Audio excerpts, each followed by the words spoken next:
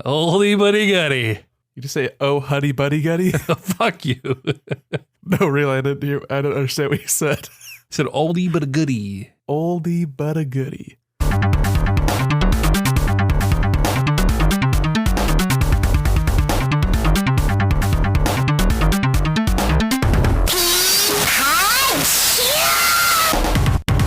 This is Nick to me, a Skype date first, podcast second. The podcast is really irrelevant to me.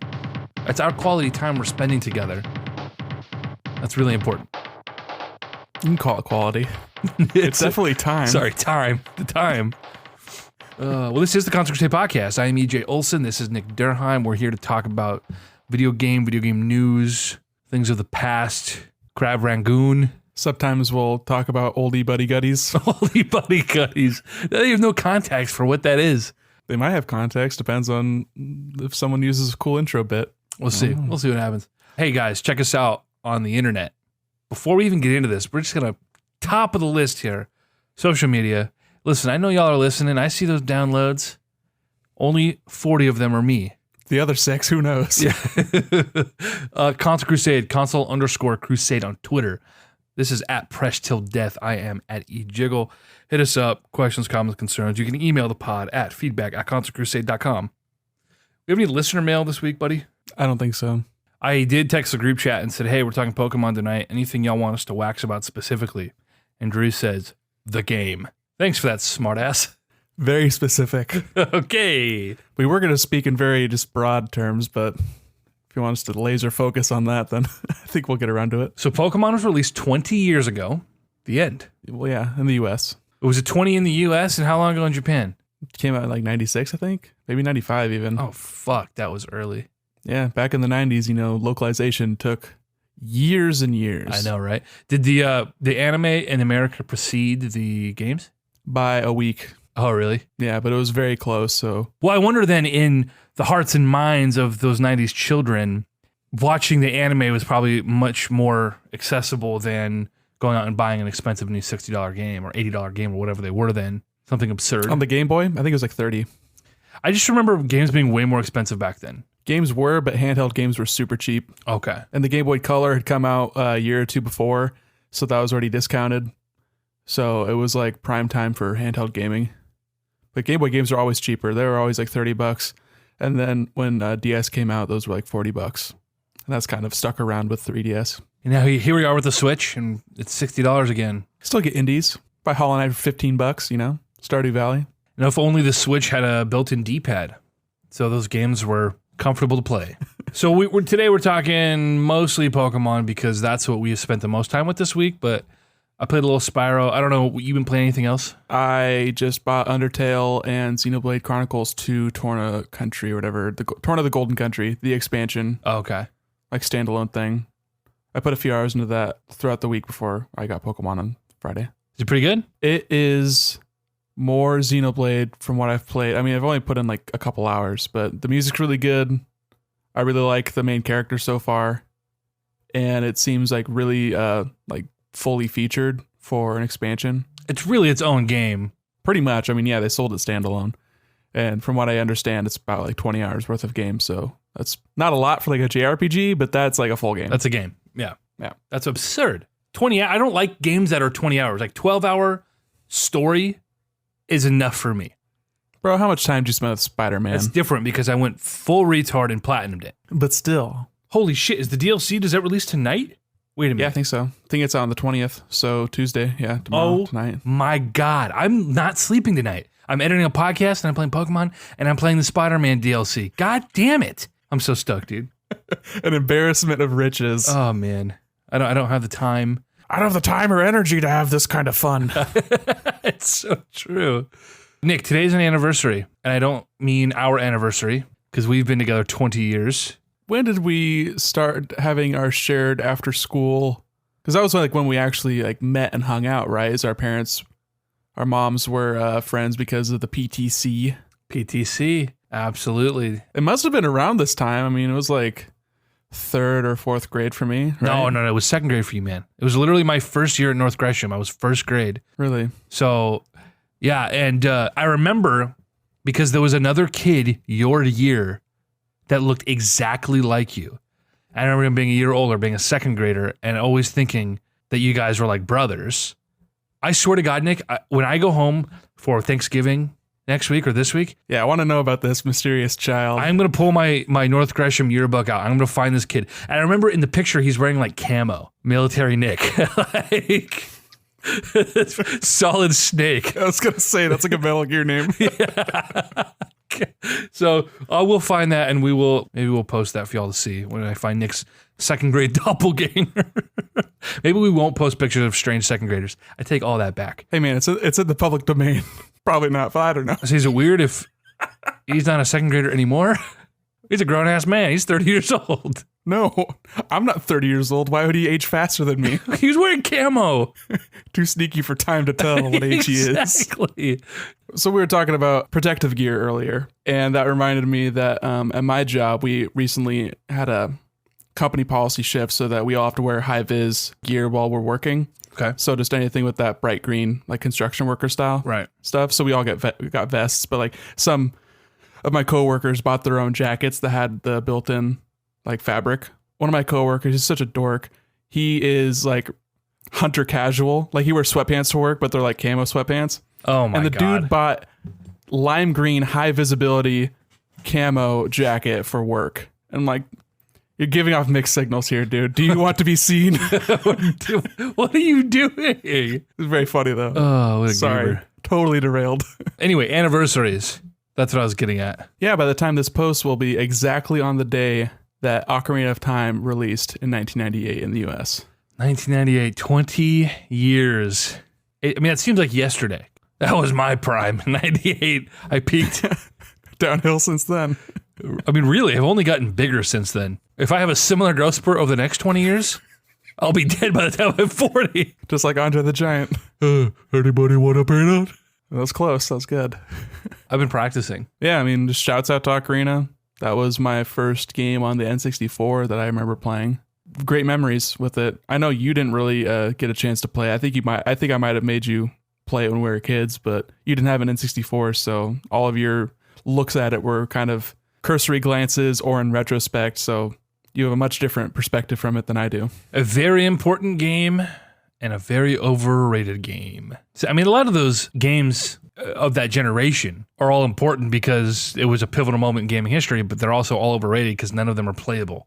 The remake was not even that good. I didn't gel well with the remake because of the lack of C buttons, but beyond that, it was visually still really cool. Nice to see it upgraded a little bit. Yeah. And just the overall design of the game it's bread and butter. Like it's exactly what games today are being made in the image of. You know, God of War was pretty much Ocarina of Time writ large. So I think it holds up remarkably well in that regard. That's why I haven't really been able to get into God of War. You just don't like real games, dude. Wow. I thought you liked action adventures, but you can't even like the prototypical action adventure game.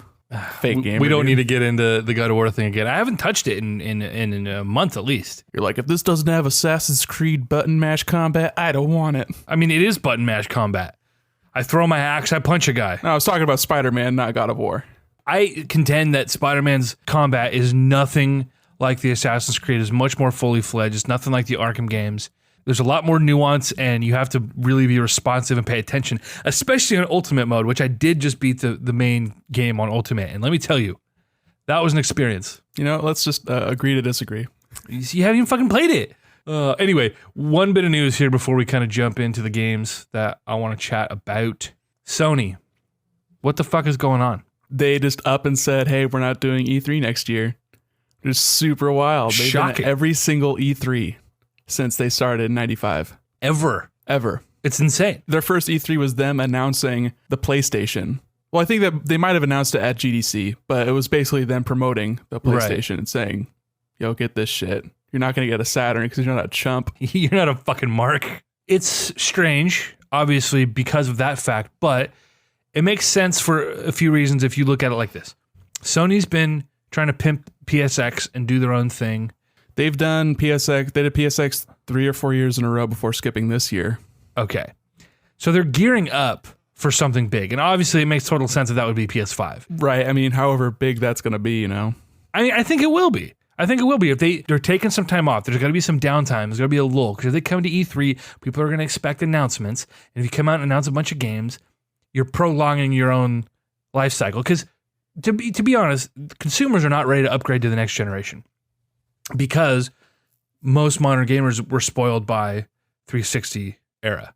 And that went fucking 9 years. So, we expect this to go on for another 3-4 years, when in all reality, like, we should be looking at the next gen, regardless of what that looks like. I don't know yet. It makes sense that we'd be looking at that, and it's up to Sony or Microsoft or whomever to push that themselves. And so I think that's what this is. It's just, here's the lull. No more expectations for the PS4. Get the games that are coming, get those out, and then come back next year, announce a new console, announce all these exclusive games to, bring that launch in. I think we're 2 years out from PS5. I would agree. I think PS5 is 2020, but that doesn't really make sense to me as to why they would skip E3, because E3 isn't just for first party stuff. That's where they show off like the Call of Duty game that's coming out that year, which is inevitably the best selling game of that year. It's where they show off a lot of their third party partnerships. I mean, it's where we got Final Fantasy VII Remake announced, and we got a lot of big announcements are made at Sony's press conference that aren't necessarily Sony games. Sure. Because first party, they've had the same press conference for the past 3 years. Like 2016, we saw Spider-Man, God of War, and like Horizon. And then 2017, you got Spider-Man and God of War. 2018, well, they already came out, so we'll just show Spider-Man, maybe this little sizzle trailer, and then the 3 games that people care about and the one that nobody does. And like next year is going to be, they got 2 games coming out pretty much. And then whatever Death Stranding and Last of Us Part 2 comes out. Maybe Ghost of Tsushima if that ends up being any good. But we don't even know if those are PS4 games. That's not like written in stone. They've announced them as PS4 games, but that could easily change. Right. So it's really weird to me that they would skip out next year just because they don't have anything new first party to show when they still have, I would assume they still have a good relationship with Activision, unless that like deal's done and Xbox is like making moves to get that week of early DLC kind of partnership and the marketing partnerships, which is really what matters, is the marketing. Right. It's like Rockstar only markets their stuff as PS4 game, even though it looks infinitely better on One X. And it's just, I don't know, it's weird. They've been there every year for the past 25 years. Every year E3 rolls around, the sentiment among fans, among critics, among quote unquote game journalists and pundits, and even some people in the industry, on the development side, I think the common consensus is that these trade shows are really kind of pointless. Which I completely disagree with. I also disagree with. Totally. Yeah, whenever I hear like a quote unquote game journalist say that, it makes me think to myself, it sure seems like you're not useful in this scenario, huh? Because it's turning into a consumer show where people go to, as opposed to the ivory tower San Francisco people that have covered games professionally for the past 15 years, Right. But E3 is so important because it's like the one time of year that all these companies are together in the same city competing with each other as like advertising. And it's so cool because everyone gets to pimp out their stuff and it's just a fun event. And it's what I look forward to every summer. Like, it's just a cool thing to see. Oh, what's Ubisoft going to show? What's Microsoft going to show? What's EA's going to show? And with streaming and with like Twitch, it's only gotten bigger. Like, I feel like I would have to look up the stats, but viewership has got to be higher now than it was when it was only airing on G4 in like 2004. It was like the first E3 I saw. Right. So it's more important as a consumer now than it was 20 years ago when it was established, when it was just like, hey, this is where these publishers and developers go to talk to Walmart and like EB Games and try to sell their product for the next year. Right. The purpose of the event has shifted in a lot of ways, and it's had to evolve. And a lot of these old farts who walk into these things and start complaining about how these shows are irrelevant and it's a waste of time and I'm not coming back anymore and why do we do this, are looking at it through the lens of the past. I think there's really something important about saying, hey, there are these big dates in the year that we are going to like get together and announce something. All eyes are on this event, whether it's now the Game Awards or whether it's E3 or whether it's PAX or whether it's what the fuck ever. All eyes are on us. So it's like choosing these pillar dates to like, hey, we're going to really push X, Y, and Z here. I think it's really important for the consumer and for the company advertising and just engagement. Yeah, E3 is different than it was fucking 5 years ago or 10 years ago or 15 years ago. It's fucking different. And that's fine. And I think in some ways it's better. But again, just having that date like, hey, we're all going to tune in and watch the fucking conferences for E3. And you're going to have 500,000 people streaming the show or whatever the numbers are, right? I think that is important. And yeah, like you said, a lot of these old journalists who, whether it's a ego thing or a just being fucking old people who can't adapt with the times. I don't know what it is, but all these guys. This is what it feels like, you know. It's crazy how much I hear that same sentiment. It's going to be different now because there's fewer games coming out, like large scale games. Yeah. I've watched E3s just on a lark, you know, watch E3 presentations from like 2003, and Capcom will be showing, okay, here's a sizzle reel with our 30 games that are coming out this year.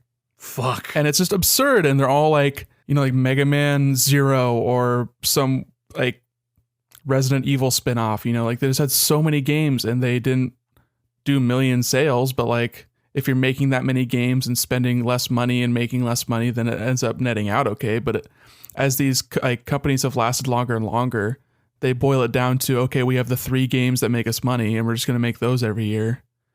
And of course it's going to be a different level of excitement, but then these, like, someone will be like, hey, let's publish an indie game or publish have an initiative to make a smaller game. And then other big publishers will see that and like, well, we should do that too.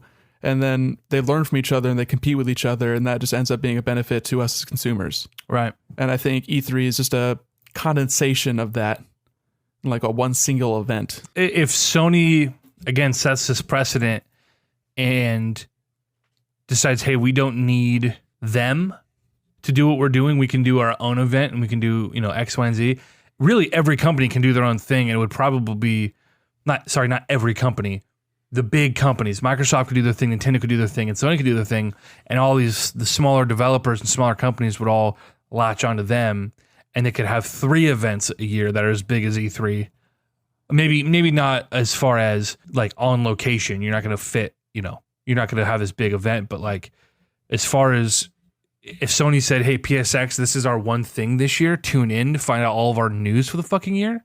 And Microsoft did something like that, and Nintendo did, which Nintendo kind of does with their directs. But if they all said, this is the big event for us this year, the same people who are watching E3 are tuning in to see what these companies are doing. So the companies, if they decided to make E3 irrelevant, absolutely could. But I think it's more in their benefit to be a part of something that someone else is putting on, and they can kind of be a part of it versus having to kind of carry the whole of the weight themselves. But well, yeah, and also like we watch Nintendo Directs because we're Nintendo fans, but if a Sony fan sees Nintendo Direct is happening, they're not going to necessarily tune in, but they're probably going to watch E3 because they're like, oh, this is news that I care about, and there's going to be the comparison, the compare and contrast, like, oh, Sony announced this, Nintendo announced this, Microsoft announced this, who won E3?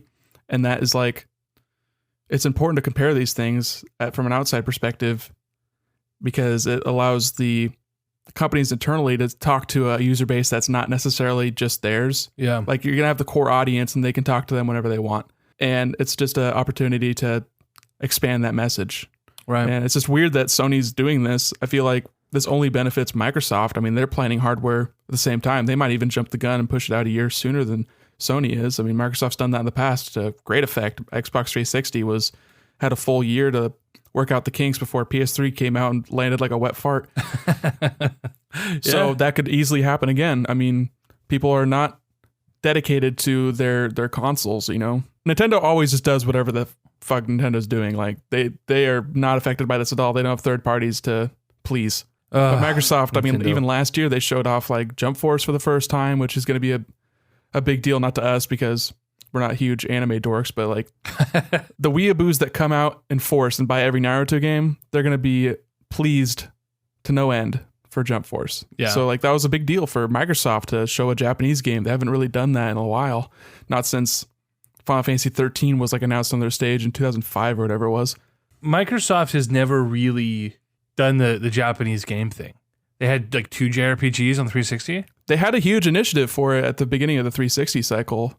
I watched their E3 like not too long ago because it was just entertaining to see what that whole like announcement was like and the features they were touting and the things they seemed especially proud of.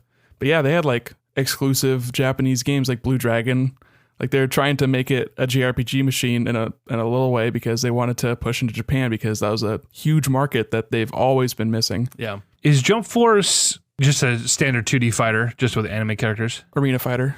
Okay. I would be curious to maybe check that out then. I don't know half the anime characters, but I'll know the DBZ characters and... That's all the Shonen Jump stuff. So like Dragon Ball, I think Naruto's part of that, but like One Piece, which is I think the biggest anime in the world technically. Yeah. And then I don't think My Hero's part of that. Death Note, there's Death Note characters. I saw some screenshots floating around today that were like recognizable characters, but from animes I never watched. That'd be one of the Black Friday pickups next year, you know? Just get it for $20, you know? Yeah, run around, change the voice track because the English voice acting is not great. The Japanese voice track is bad also, but you can't tell because it's not in your language. That's the thing, is it all sounds good to me. You don't want woman Goku.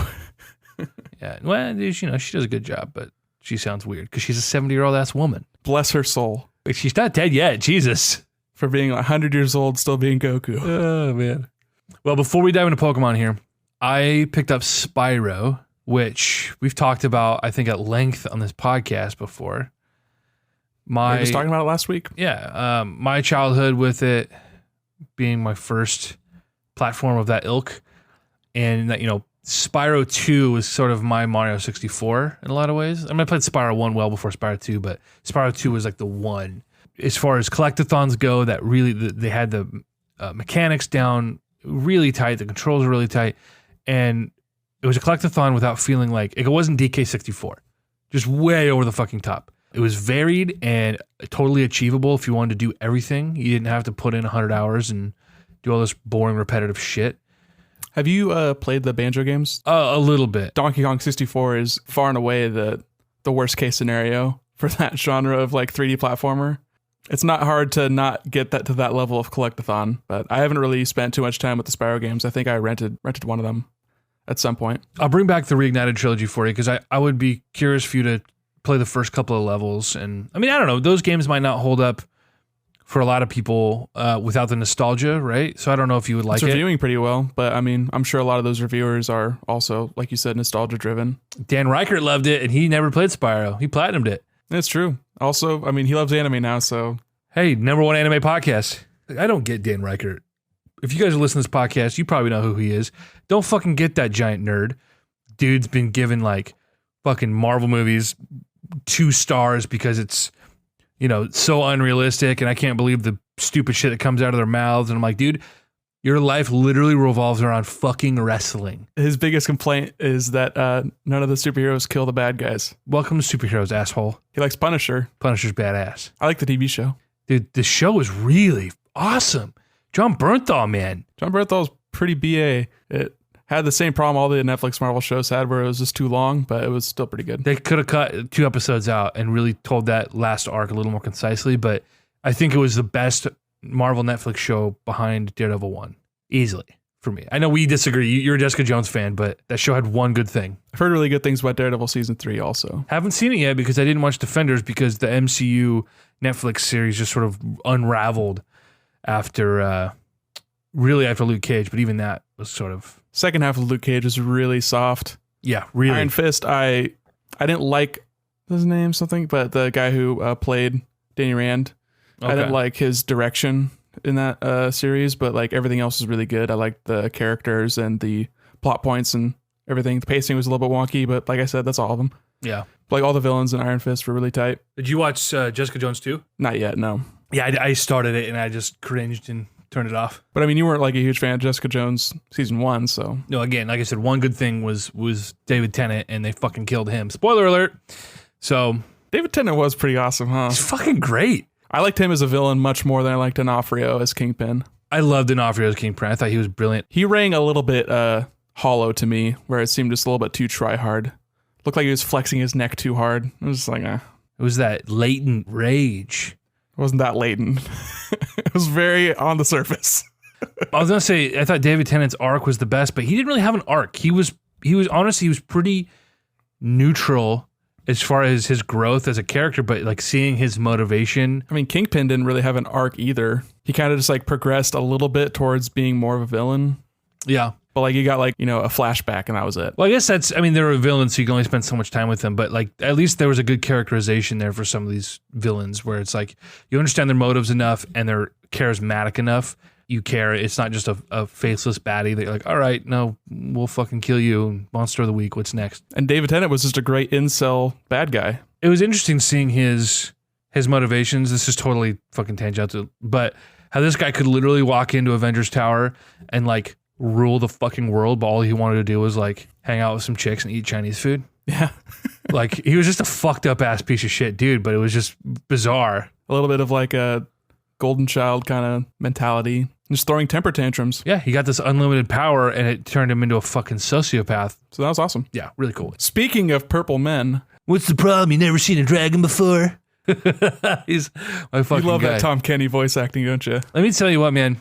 So this game is a really faithful recreation of the original game. It's beautiful. There are some tweaks that make it feel a little more modern. You know, camera control, you know, makes it obviously feel like it was developed in the last 15 fucking years.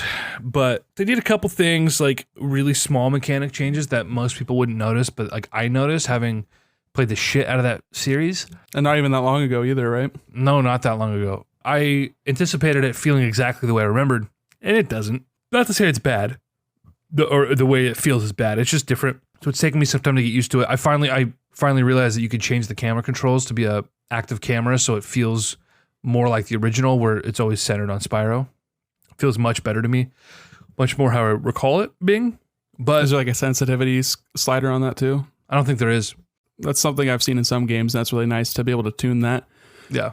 So it's not like every time you turn the stick, you're facing that way and the camera's facing that way immediately. Like there's a little bit of a follow drag. No, I don't think you can tweak that. But once I kind of got that dialed in and realized and got used to the new controls, like I was like, dude, this is Spyro. So I played the first 6 or so worlds, and then Pokemon came out, so I haven't touched it since. But I think these are a better set of remakes than the Crash ones were. Even in my limited time with it. By which metric? Just because the original Spyro games were better? I mean, that puts them at an advantage right away. Well, that's what's funny about it is Crash is like remembered more fondly. It sold better. It reviewed better. I think the Spyro games were better because it's a more timeless format. The 3D platformers, you know, we still have that, but we don't necessarily have the faux 2D, you know, in that vein. So I don't know. Seemed like it took a lot more cues from Mario, where it's just like the open levels and you're just like on a playground picking stuff up. No, it's totally exactly what it is. I mean, as opposed to like going from point A to point B like Crash was. Really both biting Mario in some respects, just different versions of Mario. I mean, most games do, but that's true. Yeah, again, so I don't know if it's just, like I said, a product of the type of game it is, but this is, like the Crash remakes, I wouldn't necessarily recommend to someone who didn't have the nostalgia for Crash or wasn't really into that type of game. Like, I can get the 9-year-old to play it and he'll love it. Like, I don't think I could get you to play Crash and you just be like, yeah, that's a platformer. Feels old, you know? And you wouldn't sit there and beat the game. But I think Spyro is something that I could let you borrow and you would play it and say, oh yeah, that was an enjoyable 3D platformer. They're not reinventing the wheel, but it's a really solid reimagining of what I think is a classic fucking franchise. From the little time I've put into Crash Bandicoot trilogy, I played mostly 2, but it seemed like they didn't really iterate enough from level to level. Like it seemed like just a lot of the same thing. Yeah. Very padded. And that makes sense for like a kid's game that you know, reviews back then frequently had like a value kind of aspect to them. So you wanted a game to last a certain amount of time. It also helped them sell more versus just the game being rented and beaten and returned.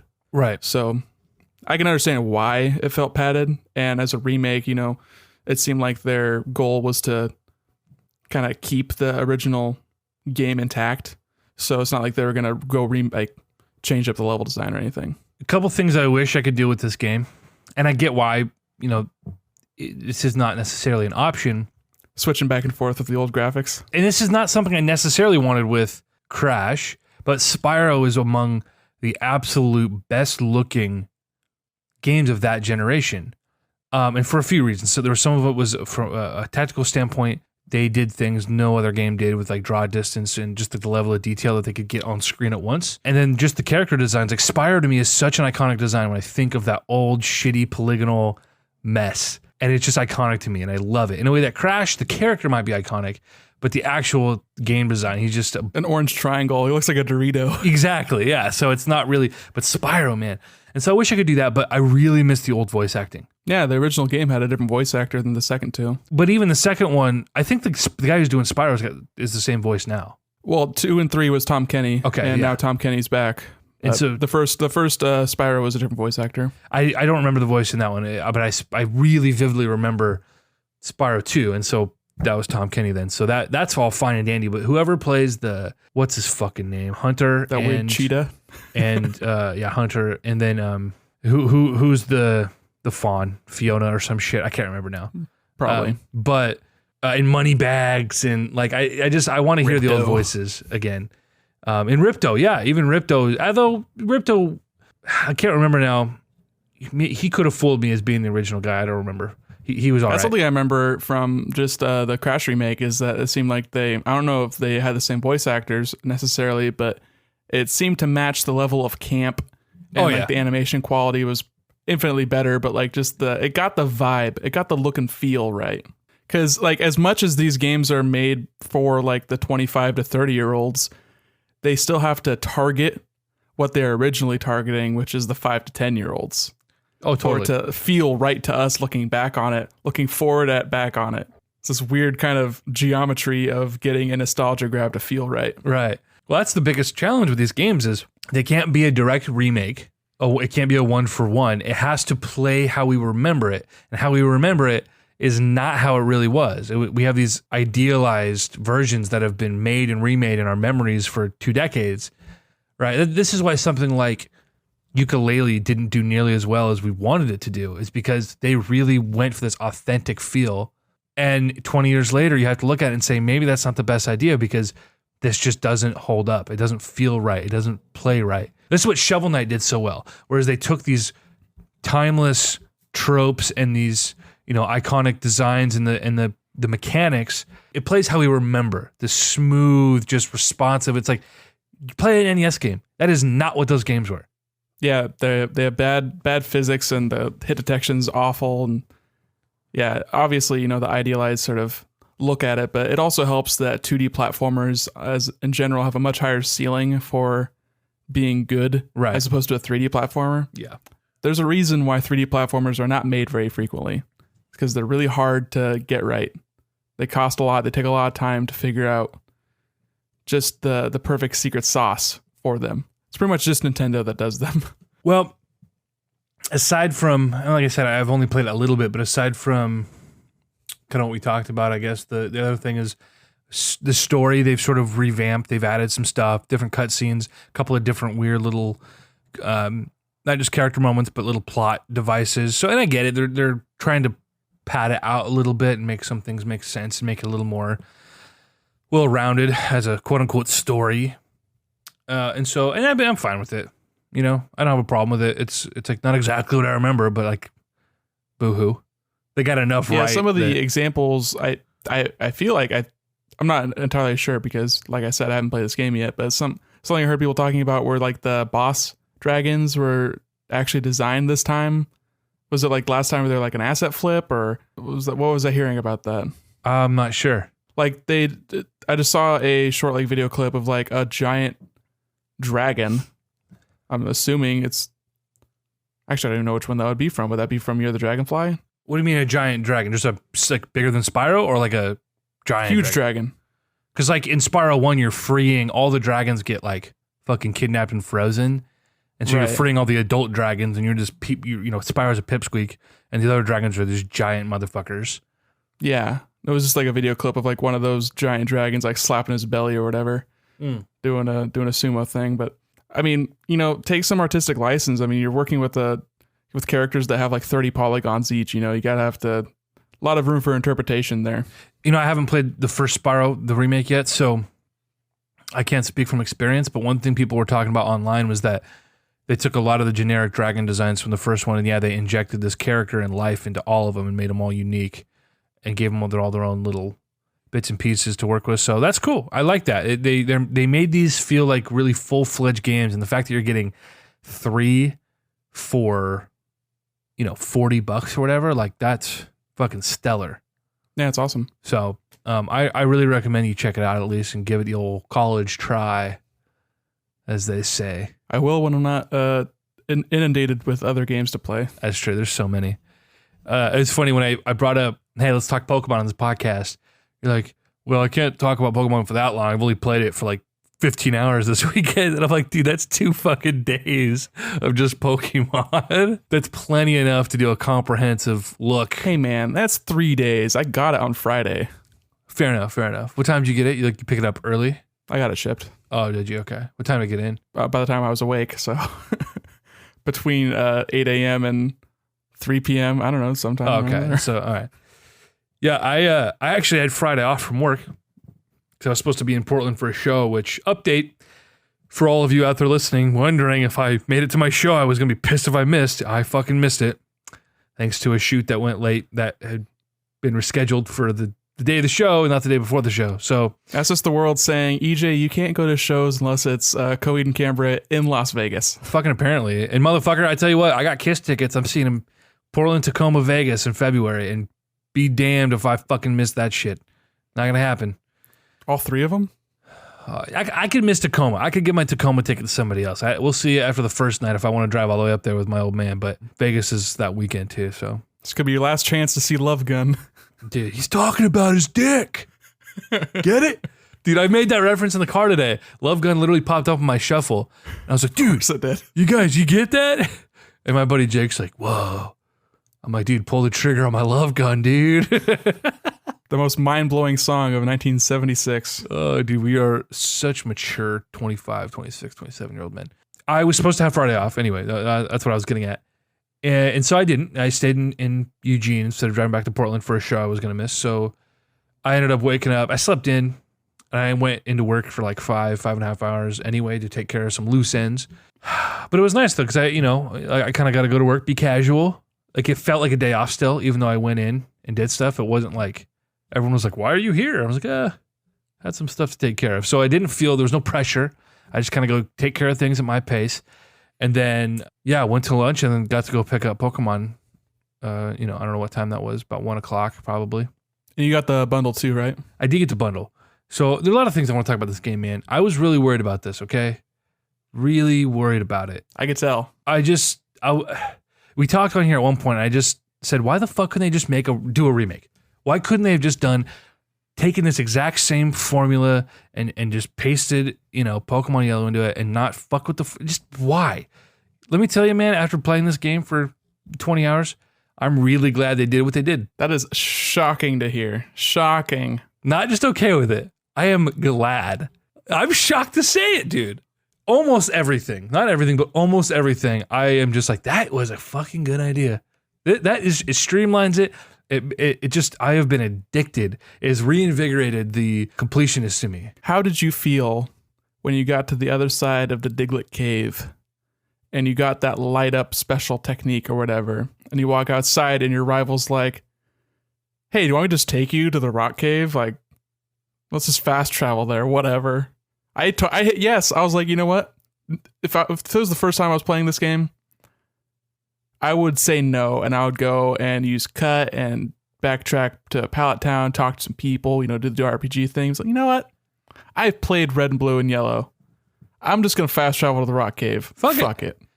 It was nice. Well, you know what? Tell you what. I did like that. I liked it like in Pewter City when I know it was going to happen. A little fucking shithead was going to stop me. And have you been to the gym? Have you seen the gym?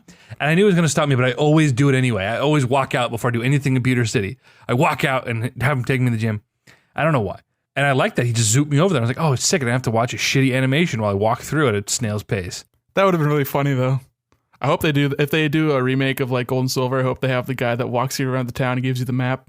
Oh, I really hope so. In that first city, Well, I was really bummed not to get the guy in Viridian who, the guy who hasn't had his coffee yet. Yeah. And instead it was like Team Rocket standing there blocking the path. Interesting choices. I mean, it seemed like they really wanted to get a lot of the vibes of the anime in this. Which makes sense, because that was the whole point of Pokemon Yellow, was to capitalize on the anime's popularity. And dude, I tell you what, the first time I fought a Rocket Grunt and that R with the watercolor background showed up, right? I was tickled. That was sick. Gorgeous, dude. So the Pokemon Let's Go, remakes of Pokemon Yellow with quite a bit added from a story perspective, and which so far has been cool. They tweak some things, like your rival isn't Blue anymore. And they reference, you meet Blue. Yeah, Blue's in the game. And I saw a screenshot that was like, or like a video clip that was, apparently you can go back, talk to Professor Oak, and Blue will be there. And like Professor Oak will be like, oh, this is my grandson. What's his name again? Blue's like, dude, that joke is so old. Stop using that. Like, it's not funny. Oh, I love that. That's so great. Oh, you spoiled it for me, man. Oh, that's great though.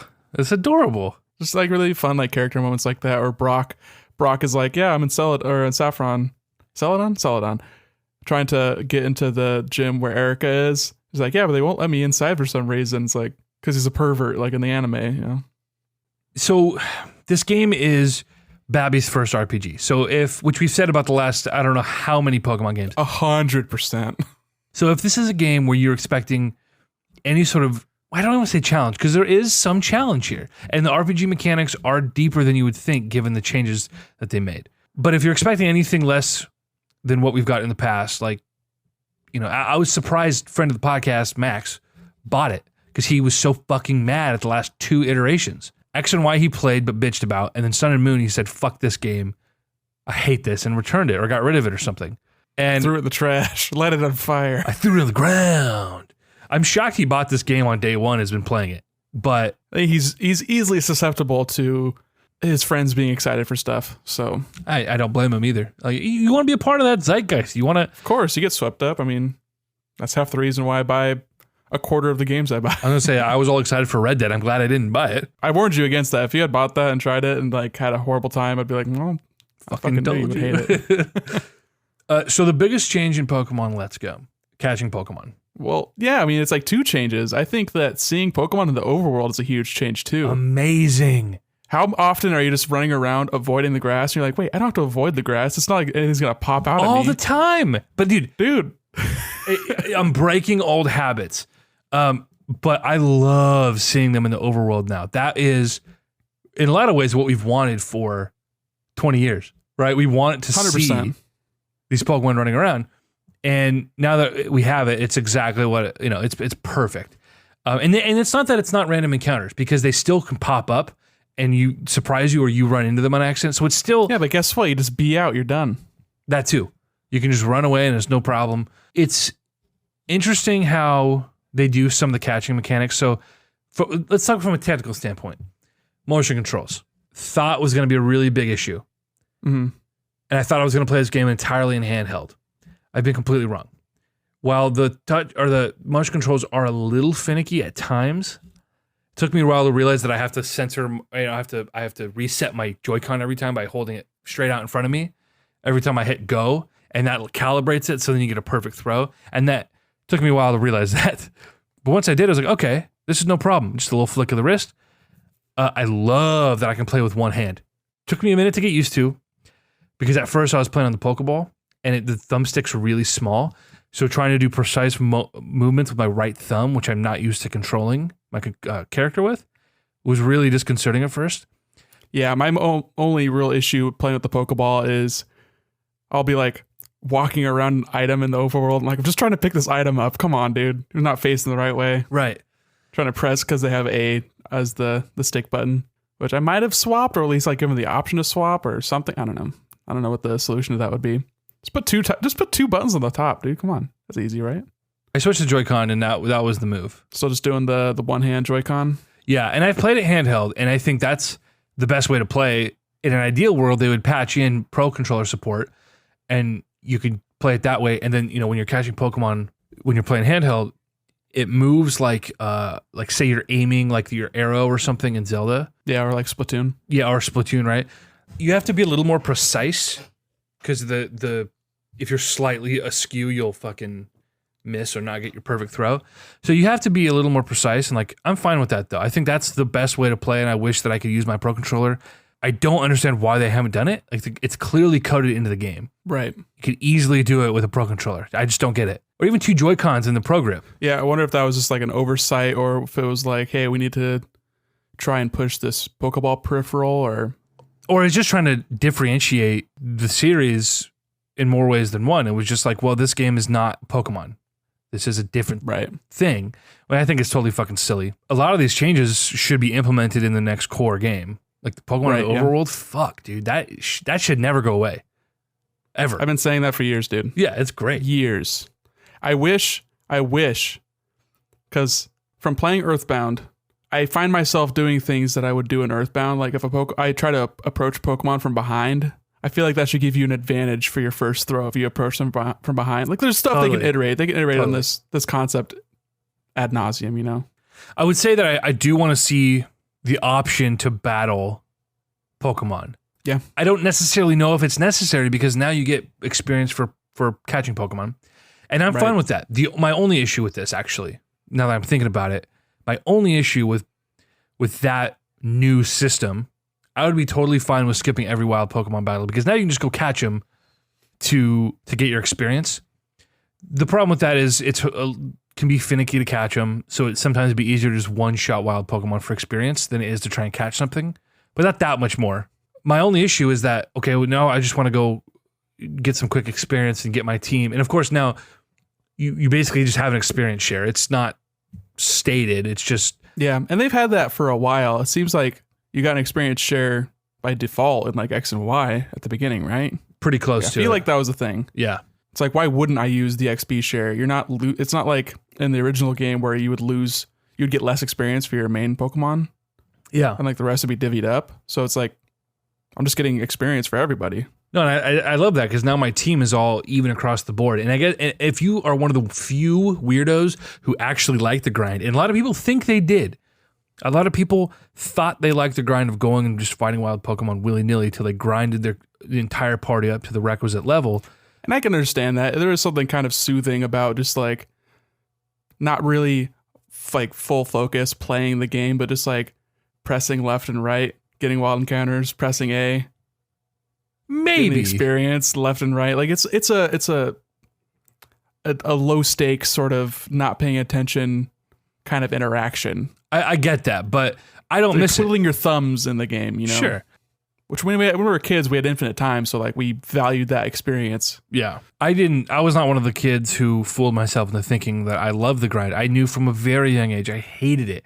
I hated grinding my party up. So my team was always my starter, as strong as I could make him, and then I just kept all the legendaries I possibly could along the way. A couple of Victory Road Pokemon, and you would just ride your fucking Blastoise or your Charizard all the way through the Elite Four. I didn't keep, my party, there was no parity there. I didn't care. You didn't need to. That's why I like the experience shares, because the idea of actually having a party you can rely on everybody, and then you can start actually building, getting into types and abilities and saying, okay, I really want my team to be X, Y, and Z, because now I can still play casually and have fun, but still have all these things on the back end that I want now. I don't know. Maybe I just played it differently, but I just remember ordering my team from lowest level to highest level, and I would swap them out as their levels reached parity. And that was like my strategy. And then after, beating a boss with just like one Pokemon, because, of course my level 25 Doug Trio or whatever is going to sweep Lieutenant Surge. Like I would just put him at the bottom of the list, Yeah, no. Get to you. I'll get back to you. I get it. I get that. And so if that's what you want out of this game, you're not going to fucking find it.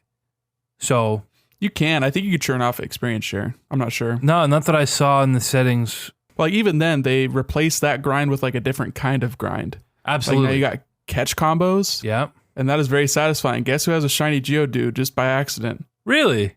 This guy. Very golden cool. Geodude. That's cool, man. Get that golden golem, dude. I could, or I could trade it. I think if you trade the guy for the Alolan Graveler, I think he'll trade you a shiny if you trade him a shiny. I'd have to look into that. Yeah, make sure you save. Get that shiny Alolan. Get that steel, or what is it? It's like steel electric. I think ground electric, rock electric. I think it's rock electric. I don't remember, but they look really weird. They've got like fucking weird eyebrows and shit.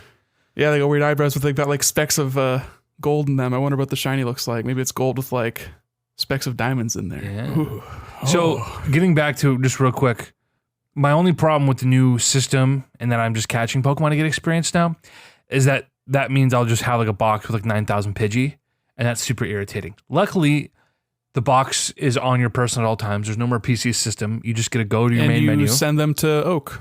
And you send them to Oak, and he gives you some candies to make your Pokemon stronger. So in a lot of ways, this really is just a streamlined version of everything. It's all better. Yeah, I mean, just replace. I mean, people who think that trying to get the perfect IV for your Pokemon and that EV training them is fun, like you're sick. Get some help. And it's fucked up because you can still do that now, but now it's all catch streaks. So 10 cat. Yeah, it's streamlined. Like you're actually playing the game while you're doing that. So Right. net benefit. Now you can get catch streaks by catching the same Pokemon over and over and over. So say you're farming, Geodude. I think it's 10 to 20. You get one perfect EV. 20 to 30, it's 2, and so on and so forth for every 10. I don't know if you max out at 4 or 5. I don't think it maxes at 6 perfect EVs for wild encounters. I want to say it's 4 or 5. You can't get a 6 flawless in the wild. I might be totally wrong about that. I'm not sure if this is for EVs, but I remember seeing something that like after a 30 catch streak, that's like your highest chance of like shiny Pokemon at least. No, you get it's a roll system, so you get like one at 30 or 40 or 50 or something. You get one roll, and whatever the chance is, and then I think that goes to 3. It rolls 3 times on your random encounter to pause to get a shiny, and that maxed out at 3, I think. I was reading a whole table that broke down the catch streaks and the benefits. All I know is I have a shiny Geodude. Badass. And I think it's I might have got a shiny Pokemon in one of 3DS games, but the only other time I encountered a shiny Pokemon was in the original Silver. Mm-hmm. I ran into a shiny Girafarig. Ooh. And I just killed it because that Pokemon sucks. I don't want that. You piece of shit. Nobody wants that. Fair. The worst Pokemon ever. Shitty giraffe with a dumbass tail. Well, anyway, the whole new system I think totally works, and I thought I'd be put off by it, and instead I think it's brilliant. And I really want them to make. I would absolutely play a Gold Silver remake in a heartbeat. I would play a Ruby Sapphire remake like this. Absolutely. I would do Diamond Pearl. I think they should do all the remakes and they should alternate. Do a Let's Go one year and do a Core the next year. I think that's totally feasible. They should at least, please God, give us a proper Johto gen. Let us go to all 16 gyms, like the whole 9 yards, right? You mentioned earlier, as far as mechanic changes, Sun and Moon did away with like HMs. All for the better. All for the better. So now they have these things called secret techniques, and they're the same as HMs, but now they're techniques that, as far as in canon goes, these are techniques that human beings learn. So you learn the secret technique, chop down, which is cutting trees. You as a human with no tools.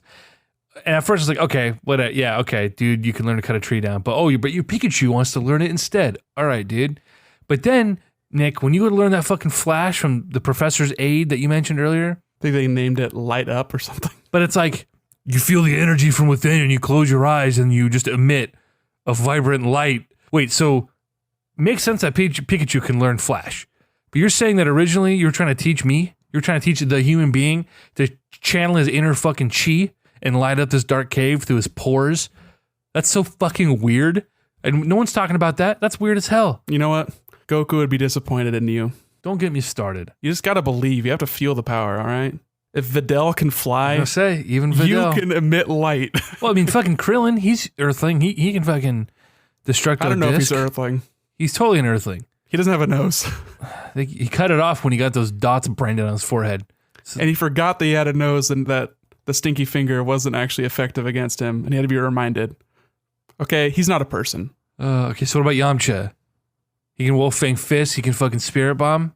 And he dies. Genki Dama, dude. Well, yeah, but he's still like the strongest Earthling besides... Yeah, what about Tien? Is Tien an Earthling? He is an Earthling, and he's a descendant of the three-eyed people. Oh, yeah, okay.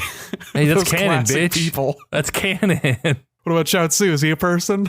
Chaozu is a mime, okay? Get off him. Person. Mimes aren't people. That's IRL canon, okay? Mimes aren't people. They don't get Miranda rights. That's why Mr. Mime and Detective Pikachu was being harassed. Interrogated. Illegally. Anyway, I got to talk about the graphics in this game. And not just the graphics, Nick, but something about Sun and Moon that fucking infuriated me was that the Pokemon Company did not know how to develop a 3D game. So it was this weird in-between where it was kind of 3D and they went away from just like 3D models, but still in the 2D overworld formula. And they're actually experimenting with different camera angles and like having a free roam system. But but they had weird gated levels. And sometimes you'd go into the next gated level area and the camera angle would completely change, all fucking weird. And sometimes you'd just be walking and you just walk past an invisible barrier and your camera angle would change. Really disconcerting, not enjoyable. You look at it and say, guys, there's a formula for how 3D games should fucking play and how this should fucking work. And for some reason, you're not able to do it. The only time that affected me was in X and Y and Lumio City. Everything else was fine. That was bad. Sun and Moon, it pissed me off, dude. It absolutely pissed me off. It's like, just stick to a 3D overworld sort of thing. And they went back to that here, and it works flawlessly. Beautifully. They still have some like camera shifts, but it's never along like a rotational axis. It's just sort of like pointing more down. Sure. Like in Erica's gym, like so you can see behind trees and stuff. And that's totally fine. And it's still more or less top-down overworld. Yeah, it's still your classic 3/4 view of a Pokemon game. I mean, this is what Pokemon games look like. It's what RPGs look like for 100 years. But they nailed it. I think this was a beautiful transition to fully 3D in an HD world. Dude, the graphics, Nick. It's got this like classic sort of Dragon Quest vibe, or like Ni no Kuni, which I played for a bit. You know, just this really charming PS2 era, like cartoony aesthetic. Yeah, you know, I mean, these games are like cartoons. You don't have to have like a realistic grass texture, you know, just very Not impressionistic like art, you know? Right. Like the trees look awesome. And they are clearly taxing because if you walk in front of a tree, you will get hardcore frame drops. I know, right? Isn't that funny?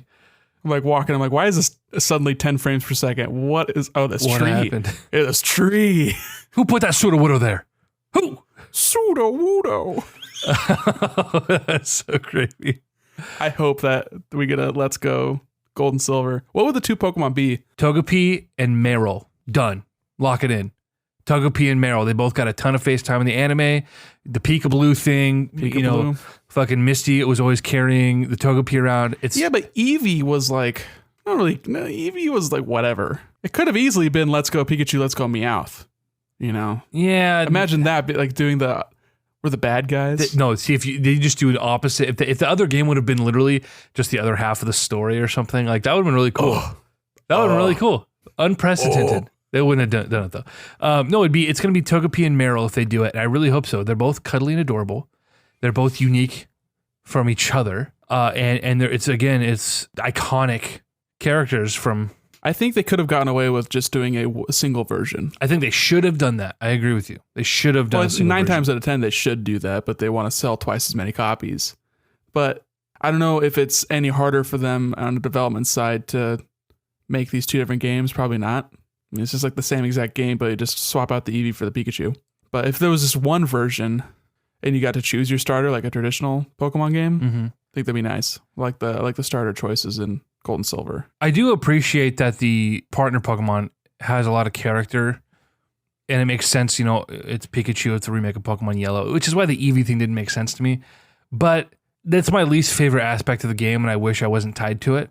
I don't necessarily want my partner Pokemon always in my party. Right, and they even like revamped the follow mechanic that they had in Heart Gold Soul Silver. Like all your Pokemon can follow you, and if they're big enough, you ride on them. And they're all to scale, which is amazing. I have an Arcanine in my party for the sole purpose of running around on Arcanine.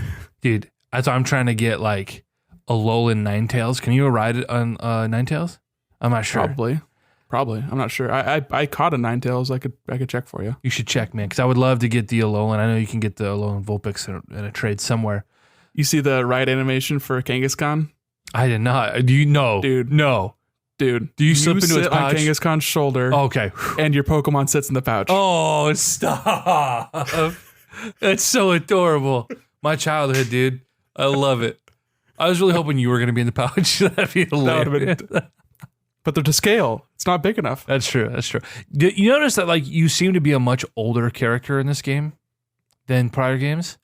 I don't know if it's just a scale thing because we finally have proportions. It's impossible for me to tell because they're all like chibi, anime characters with huge eyes. So but like you run into like Joey with the fucking shorts, right? Youngster Joey with the fucking shorts. Well, it's like you bend down to talk to kids now. It's like you're Youngster clearly Joey older. Coco Diaz. Youngster Uncle Joey. Cocksucker. Hey, speaking of the devil, do you want to go see Joey Diaz on December 27th at the Helium Club with like Andrew and Powell and Mitchell? Seems weird. Dude, Joey's going to be in town for like 4 days. I've never listened to any of his stand-up. I've listened to very little of his stand-up. It's all just been his podcast, him on Rogan, and his Twitter. He's just a character, man. I saw his stand-up last year at Helium. Fucking great, dude. Just a hoot of a time. Comedy is... I wish we had more local stuff going on because I feel like that would be... I would do that every weekend I was in town. Just get the boys, go to a comedy if you club. looked for it, you could find it. I saw Carmel once at some local fucking hole in the wall gig. He had a couple of guys come through opening for him, and dude, we had a blast, man. We just drank some beers and watched some comedians who most of them were pretty good. I mean, that's really fun. Underrated Friday night, dude. Anyway, Joey Diaz, go see him with us.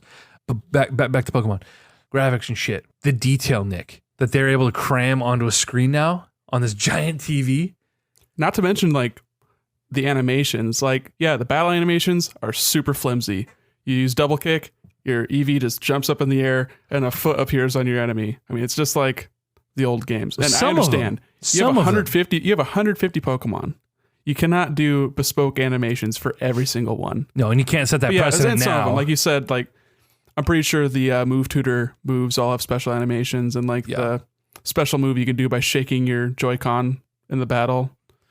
Like that has a bespoke animation and everything, but I wanted to say the walking animations are both awesome and terrifying. Have you ever seen a Mr. Mime walking around? I have not. It is pure nightmare fuel. Uncanny, huh? Also, it's very strange to see an Ekans actually stretched out like a snake would be. Very bizarre. Yes. Weird, right? It's you've never seen it like that before. No, it's always coiled up. Yeah. I wish he would have just puggled around. Doing, doing, doing. Like Radley from Donkey Kong Country 2. I was in Celadon City last night, and I went into where the Game Freak development studio is at the top of the building. Mm. And there's just a bunch of cute little details. You see the Pokemon red, the posters, green, blue, yellow, whatever. Yeah, the posters on the wall. Just adorable little details that you would have never been able to get in before. They got some stuff like that in the department store also. Yeah. Dude, going to a Pokemart and seeing like all of the items on the shelves in full detail, the sprays and the balls, and it's just like, it's just really cool. It totally geeks me out, man. It's like, this is what Pokemon should have become on the GameCube all those years ago. Yeah, it's just really cool. Just really lovingly crafted, very diorama-esque. And I'm afraid, despite the lower sales, and part of that's barrier to entry is much, much higher. You know, you can't buy a 2DS for $80 and then a game for $40. You know, $120 barrier of entry. Now you're looking at a $360 or $380 or $400 barrier of entry, depending on what you buy, right? So it makes sense that this is selling worse, and the branding is weird, and the changes were met pretty, with a lukewarm reception when they first announced it. So, and that was just like, I'm sure I saw the same thing that you saw, but like, that's just in the UK, and that's comparing it to a 3DS. So, like you said, the install base is only going to get bigger. I wonder how long of a tail this game is going to have, if this game is going to continue to sell throughout the year, and how it's going to compare to when Gen 8 inevitably comes next year. I'm honestly worried that Gen 8 is going to be a horrific letdown for me. Isn't that the risk of like every Pokemon game for you, though, at this point? Yeah, just as we get older and as the games stagnate, part of the reason I'm probably okay with some of these changes and the changes made to the catching system and all that has sort of reinvigorated, like I said, the completionist in me. And we'll talk about the post game in a minute, but I think I enjoy this game as much as I am just because it is a nostalgic revisit to something I loved dearly from my childhood. And if this were a new game with new monsters and new cities and new faces, I just don't think I would really give a fuck. I wonder, because the barrier to catching Pokemon is a lot lower and that it's easier, and also you can see when, I haven't seen that Pokemon before, I'm going to try to catch it, or I'm going to build a catch streak with like some easy Pokemon in this area and see if anything rare comes out. So I wonder if that would be like enough, because a lot of the problems I've had, well, not even the problems, like it was a benefit in some ways too. Like in X and Y, I just remember, man, I'm running into so many unique Pokemon in this first like couple routes. Like I had like 30 or 40 Pokemon before I even fought like the second gym leader. And that was like, they just had such a density of Pokemon. They weren't all in that same generation, I don't think. So I wonder what the like metrics would be if they, because there's 800 freaking Pokemon now. I don't know what this game would be like if there was 800 of them. I wonder if it would be any better than the games are now, where it's just like random encounters. It's like, well, I'm hunting for a specific Pokemon. I feel like it's a lot easier when they're visible in the overworld, and you can kind of game the system by doing the catch combos.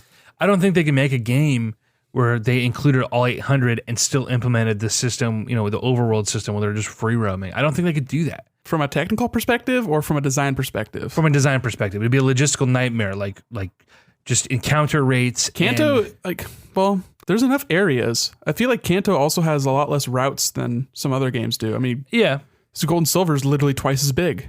All the areas. The variety would have to be drastically diminished, and you'd have to really segment, like you can only find X, Y, and Z in this area. Or you could even do stuff like, and I think it was Ruby and Sapphire, or maybe Diamond and Pearl when they first introduced the, what do they call it when like Pokemon, like hordes of a specific Pokemon would show up? They did that. It was like a time gated thing. They did that. I think that was Ruby Sapphire. No, Gold Silver. When they first implemented the phone, right? Yeah, I mean, but I was just thinking of waiting days and days trying to catch a Beldum. Oh, okay. In Ruby Sapphire. But yeah, I mean, you're right. They had like stuff with the phones. They could easily do it like, games of service, dog. Timed events. Yeah, it's true. Player, getting players to play on like a schedule. Pokemon fans would be into that. I mean, do it something like Animal Crossing. You can only find this Pokemon on a Friday in this certain area, or like Safari Zone. Like, oh, we're doing a safari for Steel Pokemon, and you go there and you find just a whole mess of Steel Pokemon.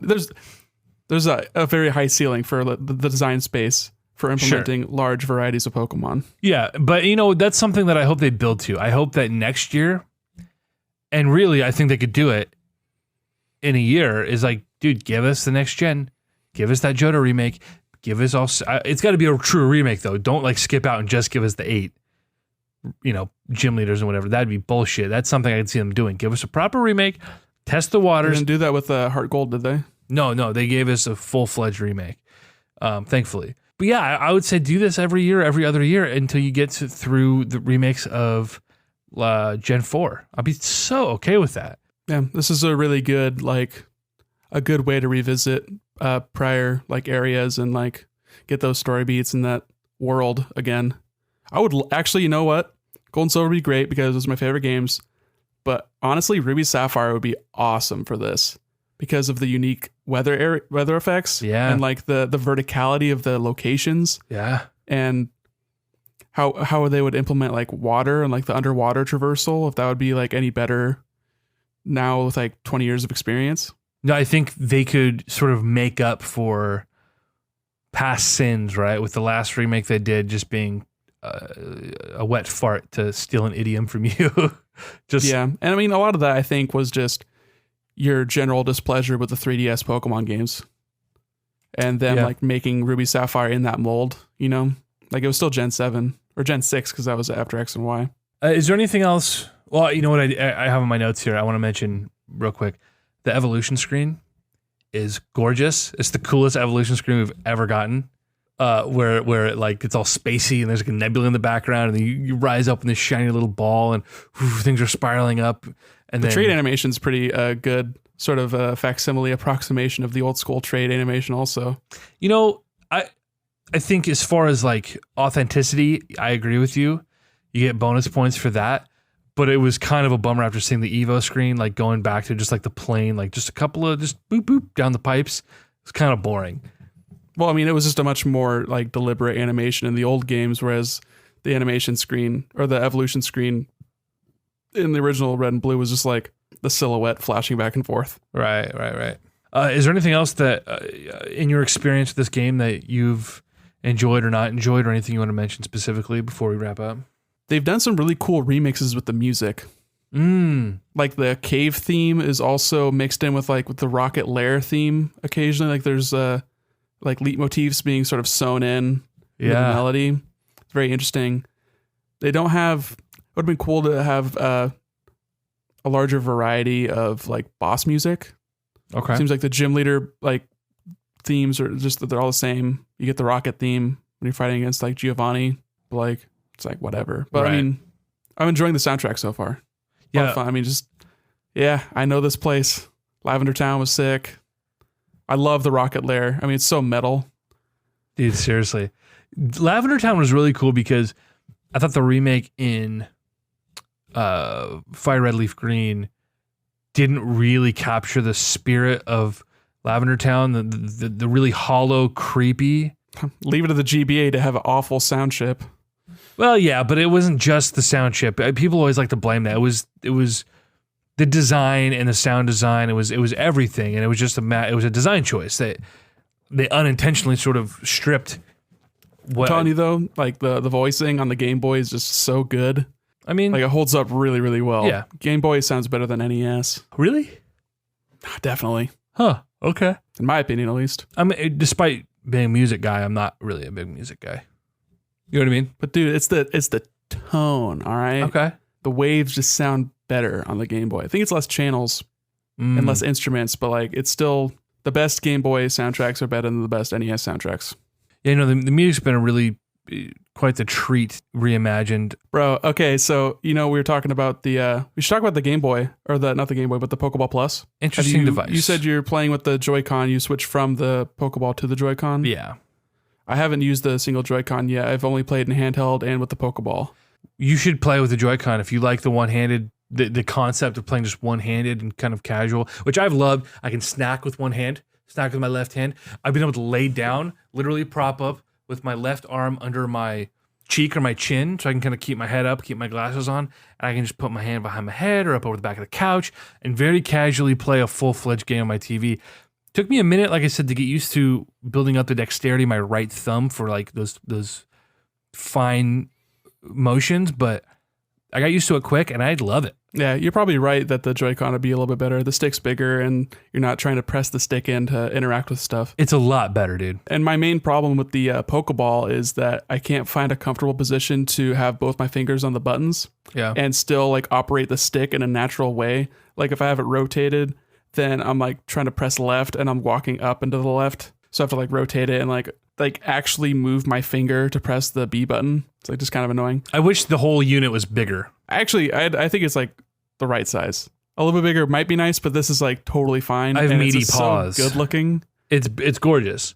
And when I plugged it in to charge it and I heard the Pokemon Center theme, I was just so tickled. You know, with our Best Buy discount, you know, we got the thing for $80 with the game. So really paying $20 for that peripheral is like acceptable to me. $40, I feel like is pushing it. It's like, it's cute, it's quirky, but I used it the first time I played and I'll probably not use it for the game again. Well, I mean, retail is $50 by itself. So we bought the bundle, and the bundle normally would be $100. So it's, So nets out to be more like $32 for the controller. Do you know much about the post game, Nick? I haven't done like any research, but I've seen people like mention it in like interviews. They bring it up and stuff with like the Pokemon. I don't remember what they call it, like the Master Trainers or something Trainers. like that. Can we get into this real quick?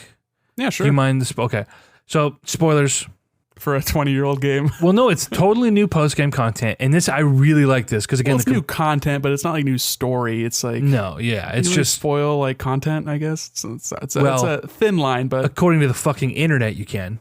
Fair is fair. Yeah. So now you beat the game, and now there are these people, the master trainers. There are 151 of them. Not even just that, but you can challenge gym leaders again. Re-challenge them. Oh, that's very cool. I didn't know that. I think you could do that daily, actually. I don't want to do a story spoiler, but it's so cool. Can I spoil just a tiny thing for you? How far along are you? Well, I haven't encountered it. I saw it. I got it. Quote unquote spoil. I didn't feel spoiled by it. I was just like, that's so cool. I'm excited for that. Is it really cool, or am I going to be more happy to encounter it IRL? I want to talk about it.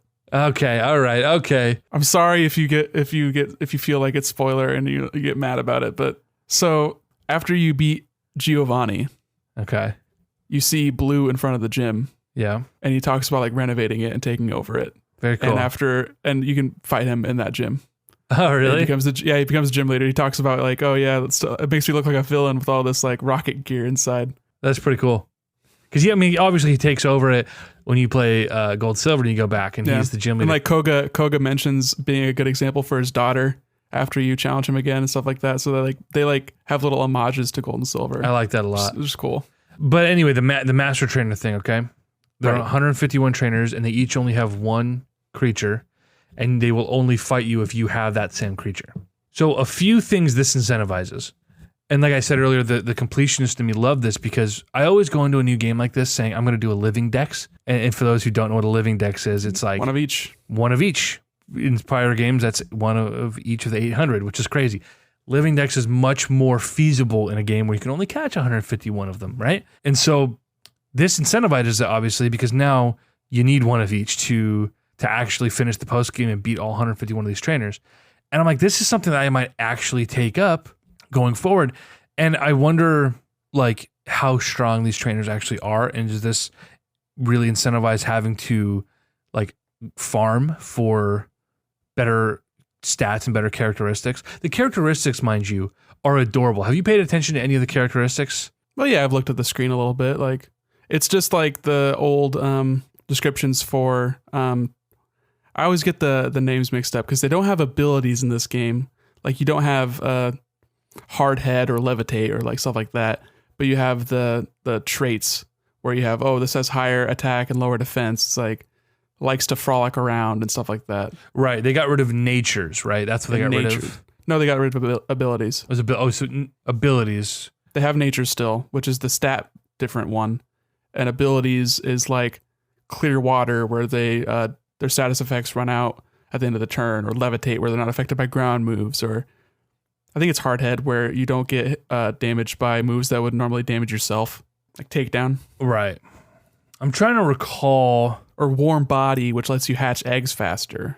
Which is one aspect of the game we've got stripped from us. Yeah, it's the abilities. No abilities in this game. You can use like dig and it'll hit a Magnemite when every Magnemite had levitate in the older games. After I think they added that in Diamond Pearl or Ruby Sapphire. Ruby Sapphire, because that's when they added the weather effects and like sandstorm and those things. I mean the breeding and egg hatching we got stripped of. Yeah, which you don't really need as much when you have the level of control over what Pokemon you catch. That's true. And the catch combos, get you the better stats and you can see them from that screen. It's just so many good quality of life improvements. Right. I haven't encountered a move tutor, but did they still learn like egg moves or is that completely stripped away too? Because that's like the one benefit I had from actually breeding Pokemon was getting them to have like the perfect move set. I don't recall. I never got into the minutia of all that. Wasn't for me. Very lightly dabbled. I know like Max and Trev were really getting into it and I had them do some stuff for me when I was looking for certain things. But dude, overall, I'm really happy with this game. I can't wait to fucking play it as soon as we're done recording. I'm not even going to edit tonight. I'm going to play this. I'm going to play Spider-Man. How far are you? I just beat Erica and I am in the rocket layer right now. Okay. I just finished I'm on the route to Saffron. Okay. I did a bunch of crazy things out of order. Like when I got to Lavender Town, I just decided to not go into the tower and start that quest line, which may have been stupid, but I was like, I'm going to go exploring. So I popped over to Celadon, beat Erica, Brock gave me the tea. I opened up all the pathways, went back up to Cerulean to putz around, see what was happening in some of those other routes that I didn't go on before. And I went to Saffron. I beat the dojo, got me a Hitmonlee. Shout out to my boy, Crazy Eyes, Steve Buscemi. That's I was glad when you said that you're getting Hitmonchan because Hitmonlee, I remember with that Steve Buscemi bit, and I photoshopped Buscemi's face onto that uncanny torso drawing of like a real life Hitmonlee. Like right. I forgot totally about that, dude. Right. And then I went back to Lavender Town. I went to the tower, and now I am Rocket Layer. Boom. Then I'll pop back to Saffron, the whole 9 yards. So actually, don't you go to Fuchsia City before Saffron? Isn't Koga before Sabrina? Yeah, I had that names mixed up. I guess I get Fuchsia and Saffron and Celadon all mixed up in my head sometimes. You're going to Fuchsia. Yeah, I'm heading to Fuchsia. Former home of the Safari Zone, which they did away with. Yeah, but now they have the park. Yeah. And Safari Zone was cool. It was a cool concept, but now it's like you can catch cool shit anywhere. It's not necessary. And it's replaced with something functional. And, that's fine. I'm okay with it. Yeah, Safari Zone was always kind of a weird bit. It was. The gating was weird. I think it's like, oh, let me get strength in this weird zone that counts my steps and maybe catch a scyther. that was the worst part about the original generations, is that these crucial HMs that you need to beat the game, like Fly was hidden in some secret home behind back end of it wasn't Celadon, it was I thought it was in Celadon. I got Fly Celadon. from Celadon in this game, or like the Fly equivalent. Okay, then yeah, it was a little hidden house that you had to use cut and go behind the barrier back by Cycling Road. Or was it behind that little pool that you surf across in Celadon? No, that was some dude.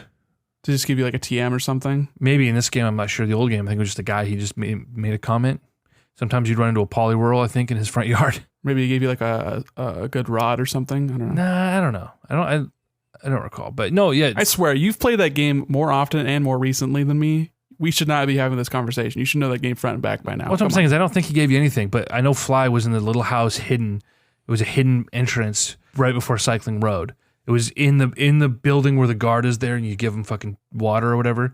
Did you have to cut and pick up was it like past Snorlax? No, then you cut the little grassy path behind him? I don't think it was near the Snorlax. Maybe it was, but yeah, it was. You cut it down and you go in the house, and she had like a Farfetch'd or something, and she gives you Fly. That makes sense. You probably just can't use the HM until after you beat like Sabrina or something. Yeah, or after you beat Blaine or something. Blaine. Yeah, probably Blaine. But anyway, we're getting old, man.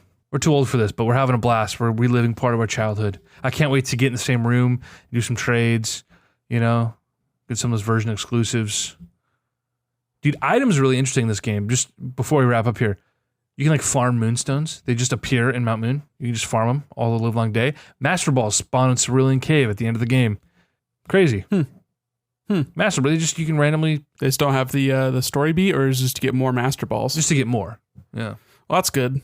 I saw someone post like a clip from a Twitch stream where someone had used their Master Ball on accident because the game just keeps cycling through the next usable Pokeball after you run out. So he like ran out of Ultra Balls on this encounter, and he used his Master Ball on like a Golbat or something. Oh, that poor bastard.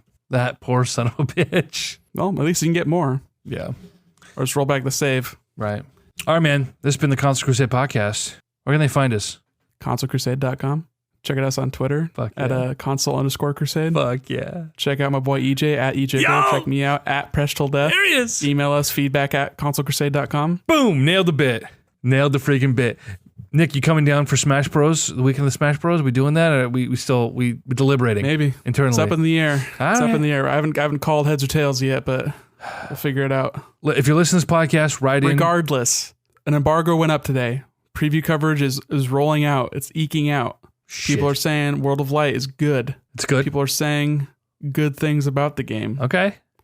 Understandably. People are saying if you're good at the game, only a few hours for unlocking all the characters. Cool. We're going to unlock them all Thursday night. Yeah, we're going to have them all unlocked. It's going to be no big deal. We're going to be able to talk about them in depth, give our hot takes on all the fresh new faces, the minor changes, the big changes. I'm stoked.